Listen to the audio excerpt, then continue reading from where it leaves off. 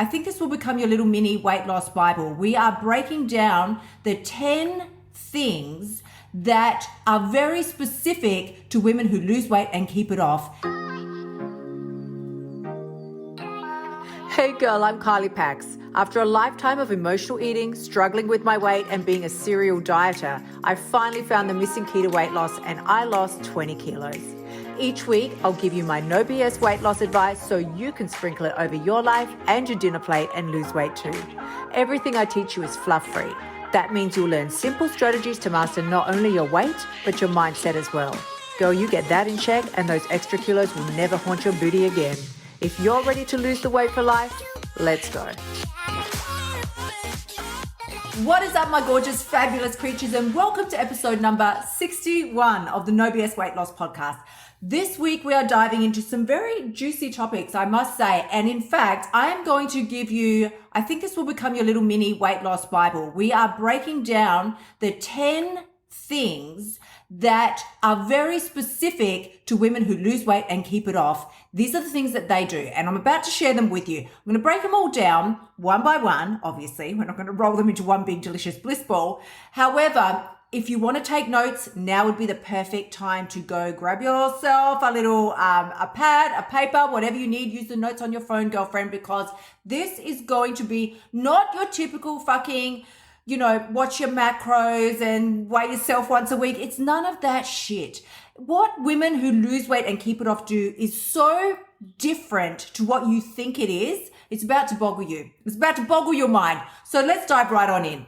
The first thing that women who lose weight and keep it off do is you've got to be really, really willing to override your self-doubt. And what I mean by that is it takes time for your body to memorize new reactions to an old trigger. If you are very used to coming home at night after a really, tough day at work, and the trigger for you is seeing the kids and they're all having their snack time and it's fantastic, and that's your trigger, then you might just automatically dive your hand in, reach for some chips, and you don't even either A, you don't even think about it, or B, you do damn well think about it and you feel guilty.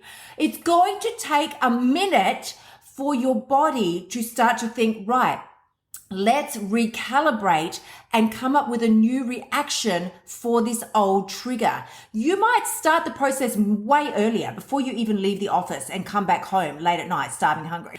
You might decide to, I'm going to prepare some snacks or whatever the hell it is that you think you need to tide you over until you get into the house so that you're not acting like some sort of crazy starved lunatic when you walk in the door. It's going to take time for your body to memorize a new reaction to an old trigger. Being mindful of this is one of the really most savvy things you can do when it comes to weight loss, because you're going to need to give yourself a beat. What if, let's just lay it on the table. Journaling is something that I struggled with it for so long because it kind of gives me the shits, to be honest. I feel like it's something that little baby girls do. I can see a little voice. A little 12-year-old girl should take out her little diary and this is what she should do. It's real cute, right? But what I'm really coming to learn and understand and appreciate, the older I get and the more research I do into it, is that journaling is not something for little baby 12-year-old girls. It's actually the fastest way for you to get into your subconscious mind and rewrite the bullshit theories that you've currently got going on up there. So when you take out a journal and start to actually write things like as in you in the first person. So I could write, I, Kylie, now am smart, sexy, savvy, and switched on. When I come into the house and I'm very hungry, /hangry, I know to go straight to the fridge where I pre-prepared my salad, dinner, whatever. You can do things like, some of the things that I do is I pre-prepare dips and whatever, snacks to go with the dip. So I'm a huge fan of hummus, beetroot hummus, any kind of hummus.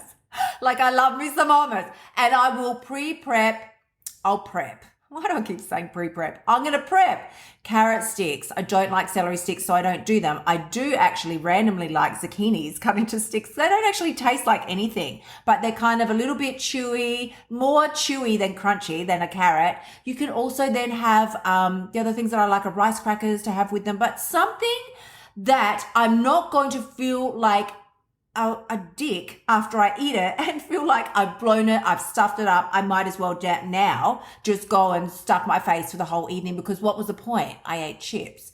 It's going to take a minute for your body to memorize a new reaction to an old trigger. You're going to have to put it into practice. So journaling things like, and again, putting yourself in the first person and using your name is the fastest way to get on in to your subconscious mind. So you can write things like, I, Kylie, now easily prepare snacks and enjoy eating them when I get home. What's really super important before dinner, right? Just, unless you want your snacks for dinner, that's fine. I also sometimes do that too. But what's really, really, really important here is for you to know, listen, take note and understand. What you never want to do is write, I, Kylie, don't eat chips when I get home. That is the worst thing you can do, because your brain does not understand contractions.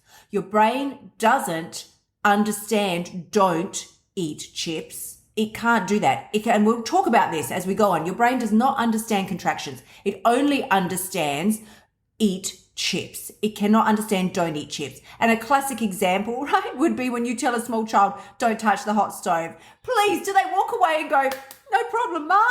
No. They're slapping their little fist down on that hot stove before you can even jump over there.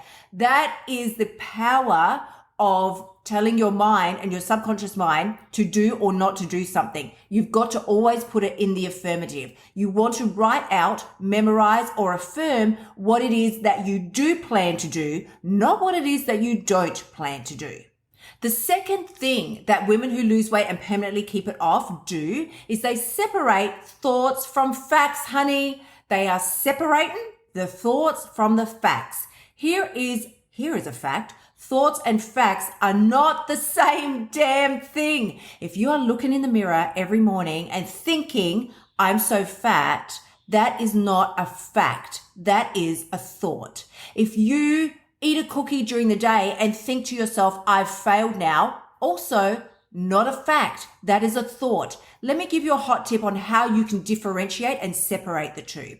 A fact has to be something so boring almost and factual. It has to be something that's so blah in nature that you could present it in a court of law and it would be indisputable across the board. The jury would all unanimously say, yes, this is a fact. Things that would fall into the category of facts, and let me tell you, there's not very many of them, would be things like gravity. It's a fact. We can prove indisputably that if you drop something, it's going to fall. Another fact would be the fact that the earth revolves around the sun, and therefore it causes what we now call night and day. The tide comes in and out. These are facts. We can prove these and nobody can prove them wrong. What is not a fact is my arms are fat. My stomach is fat.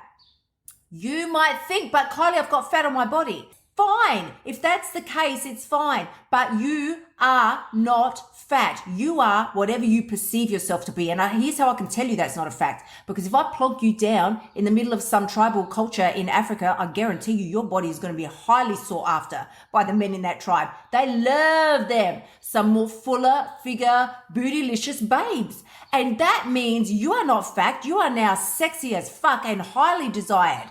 You thinking that you're fat, not only are you thinking thoughts that are not facts, you're also thinking thoughts that are not fucking helpful at all. Telling yourself that you're fat, just like we spoke about in the first point there, is not going to generate feelings and emotions and motivation in your body to do anything about it, to change. You're going to want to eat to console yourself. You need to stop that shit right away.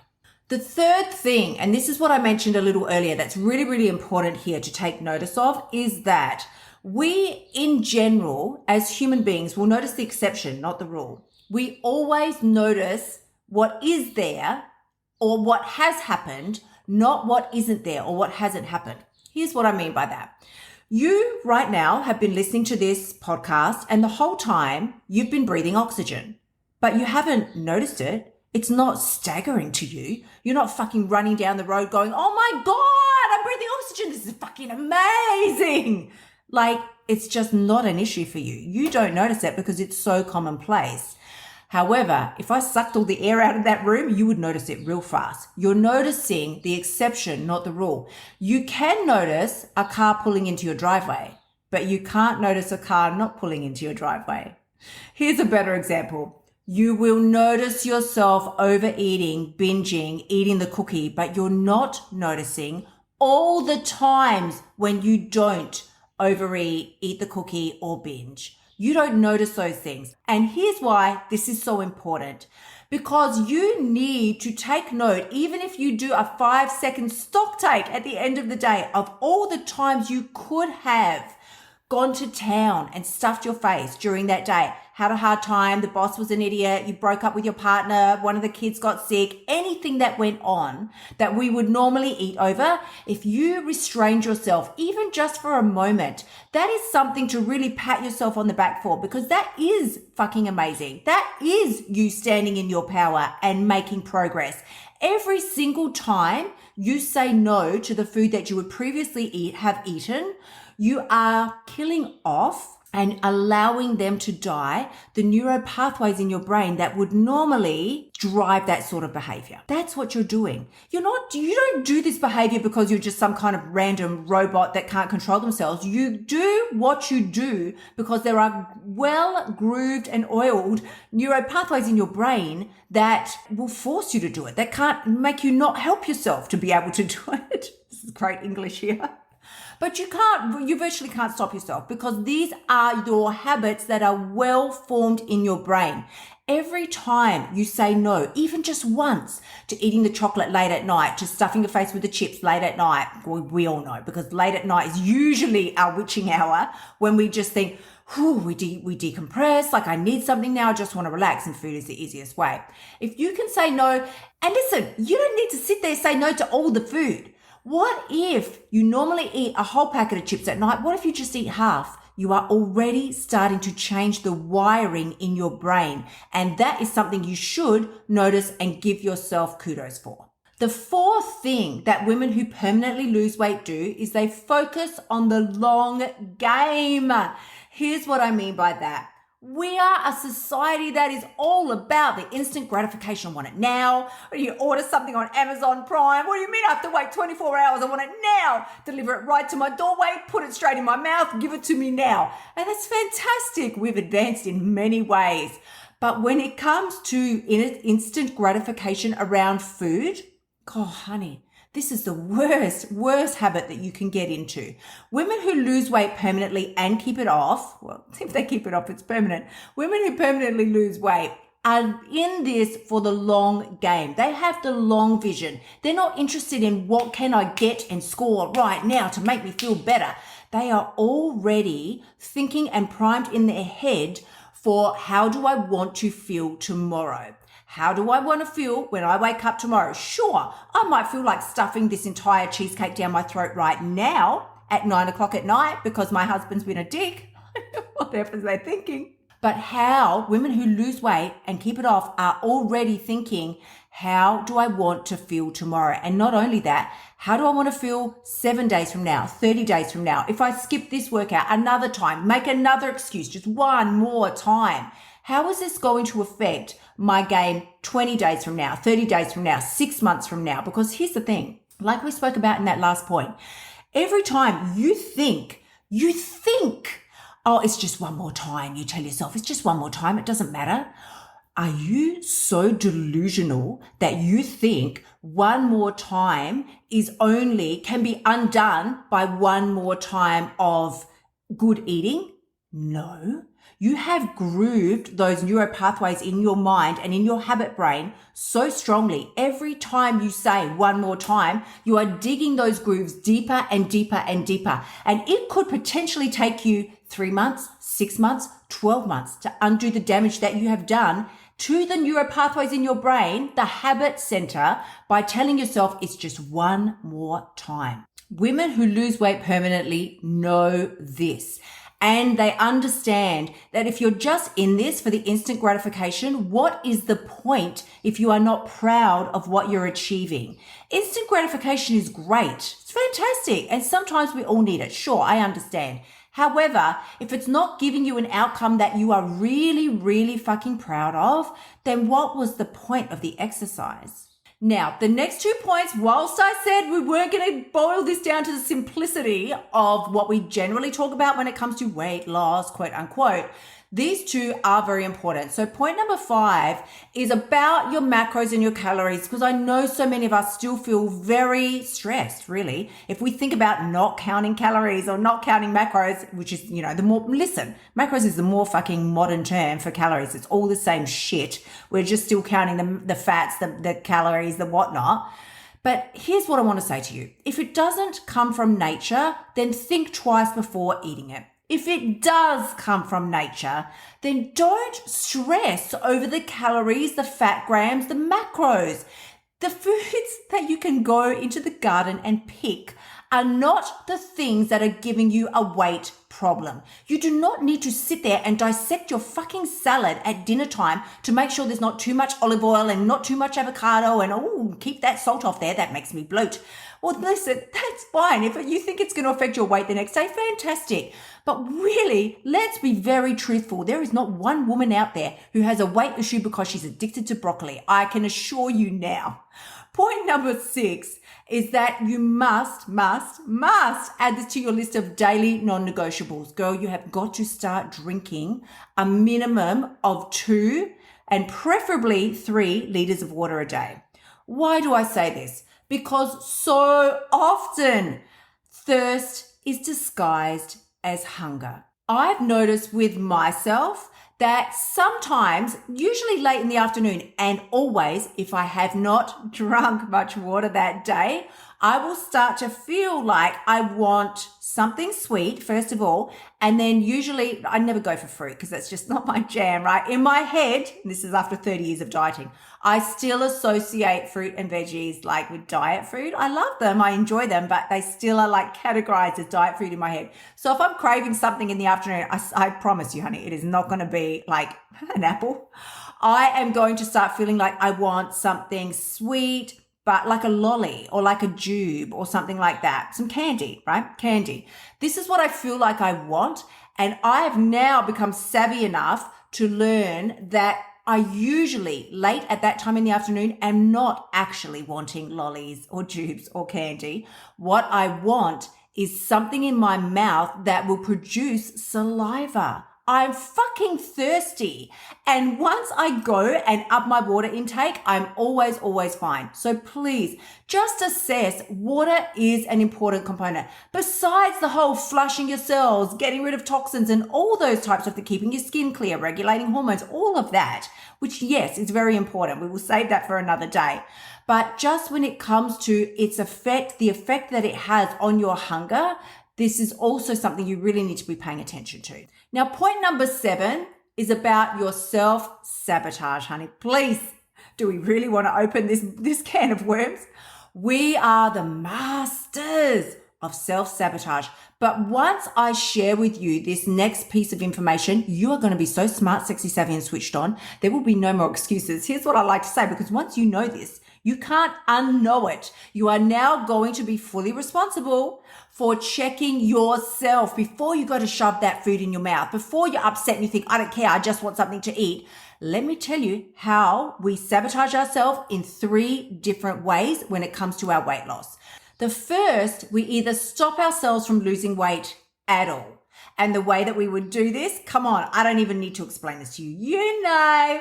Here's how we stop ourselves from even losing the weight at all. Lose a little bit of weight, put it back on. Lose a little bit of weight, put it back on. You generally will get stuck in that 3 to maybe 5, but you usually don't even get up that much. You usually will get stuck in that 2 to 3 kilo range. I lose 2 kilos, I put it back on. I lose 3 kilos, I put it back on.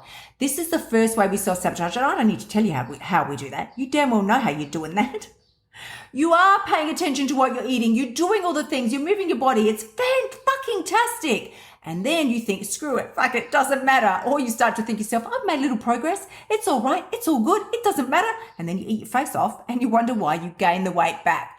The second way we self-sabotage is we let ourselves lose the weight. It's fantastic. Lose the weight. 45 kilos later, you're happy as Larry.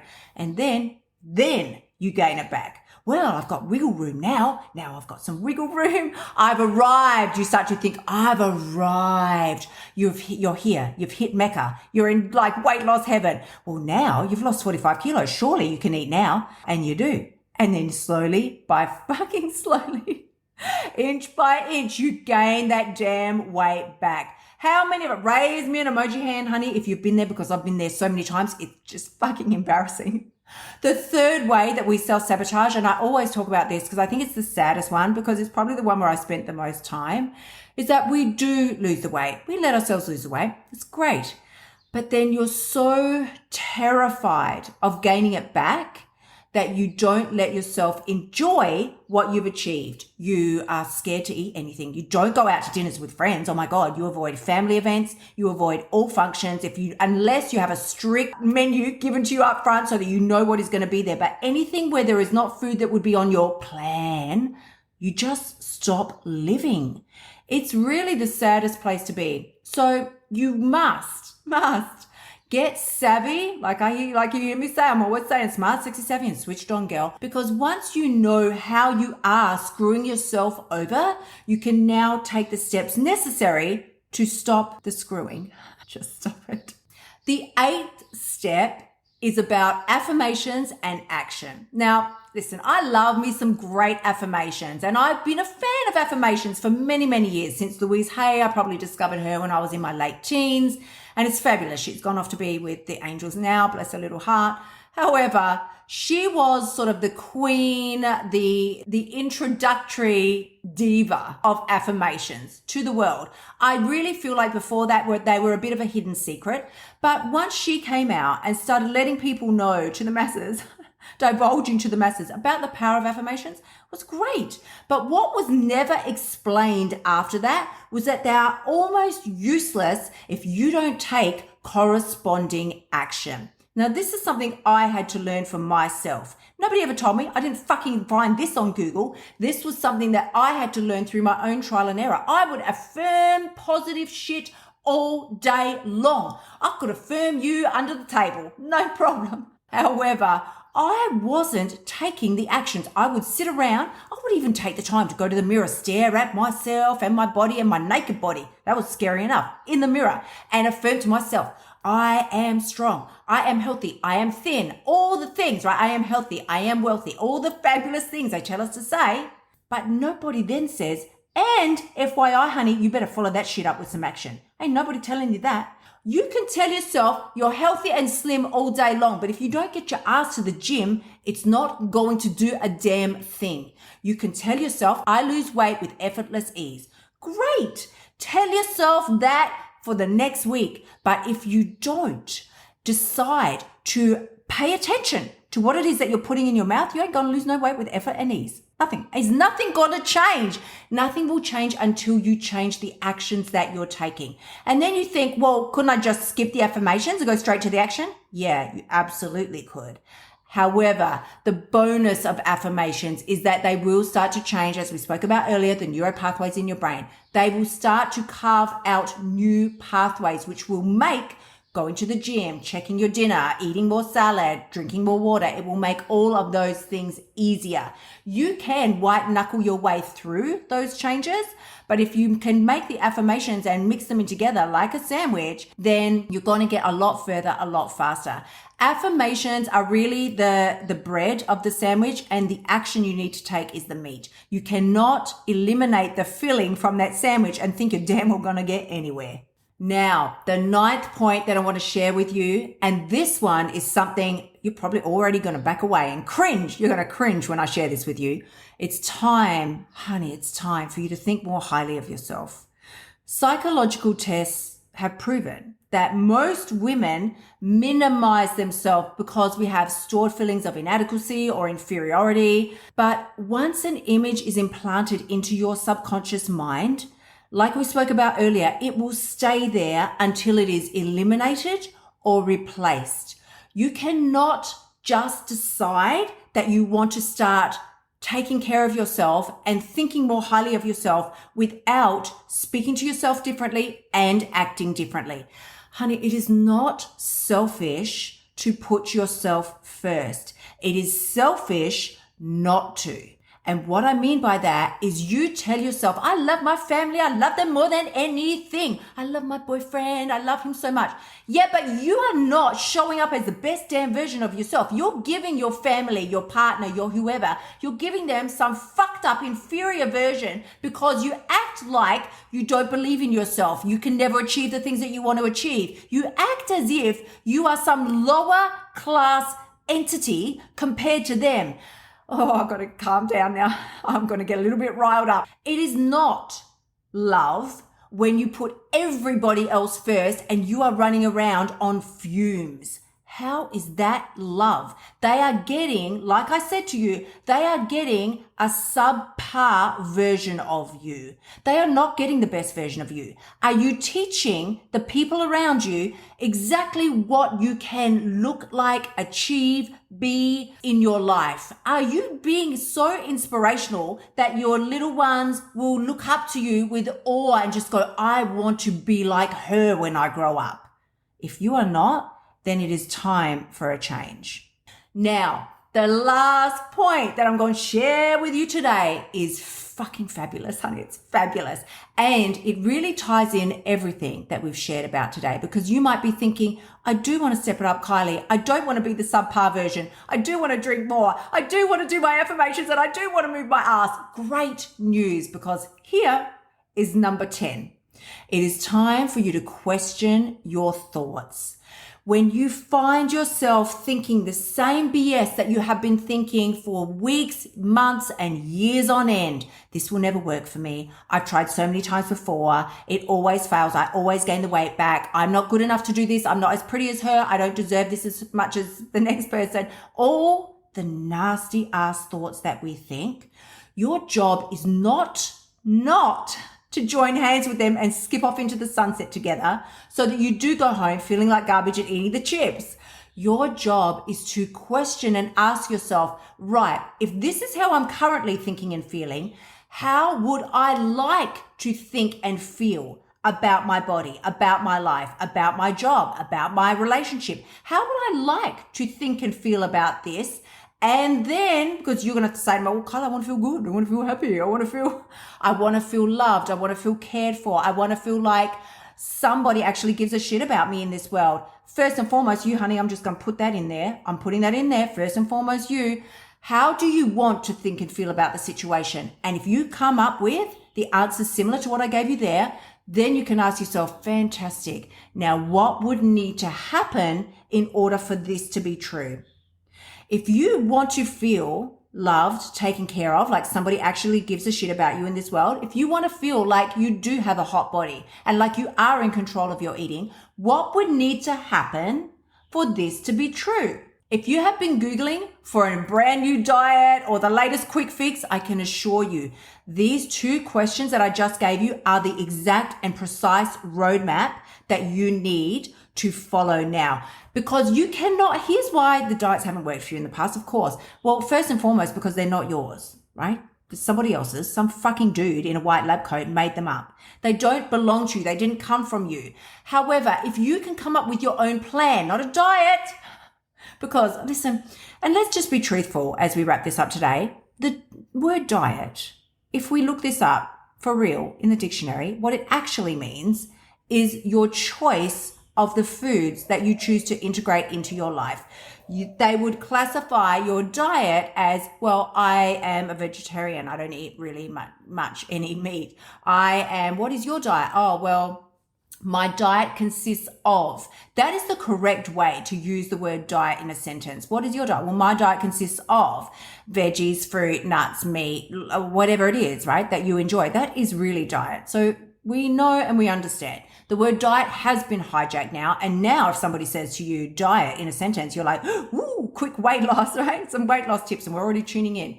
But what matters here is you cultivating the precise steps that are going to work for you. How do you want to think and feel about your body? And if you want to feel confident, secure, energized, in control, then what would need to happen for those things to be true?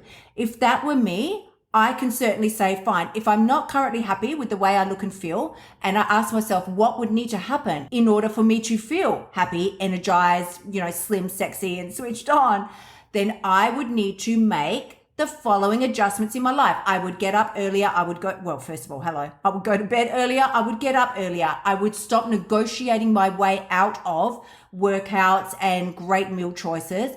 I would get involved with I would join a group where other people are also doing things similar to me. I would get more activity in my life. I would make sure I close those damn rings every day. And again, no negotiation about it. Like last night, I was really so pissed. I was probably about 300 steps away from closing all of my rings for yesterday because I've been so consistent. And it was just late at night and I was exhausted and I thought I cannot run up and down the hallway just to close these damn rings. And I went to bed. But I thought, you know what? I woke up this morning already in like a little bit of regret. So I really should have closed those damn rings. Not because it's the rings, because it's a commitment I had made to myself. And when you flake out on your commitments, then you're flaking out on yourself. If you want more information, come on over and join me at kyliepax.com/free course, where you will find my 4-part video series on exactly how I lost 20 kilos and kept it off. And of course, come join me on social, Facebook, Instagram, Twitter, Pinterest, and TikTok. God, there's so many now. And as always, please do remember the only person who has the power to change your life is you. When you step up and if you integrate even just one of the tips that I've shared with you today and start making progress in your life, take responsibility for the choices that you're making, stop negotiating your way out of your own success, that is when you absolutely have what it takes. I'm sending you tremendous amounts of love. I will see you again next week. Until then, my friends, bye for now. Thank you so much for tuning in. Remember to shimmy your butt over to kyliepax.com/free course and sign up for my free weight loss training so you can start losing your weight now. You'll also find helpful notes and resources in my past podcasts that will help you lose your weight without the BS diet drama. I'll see you next week.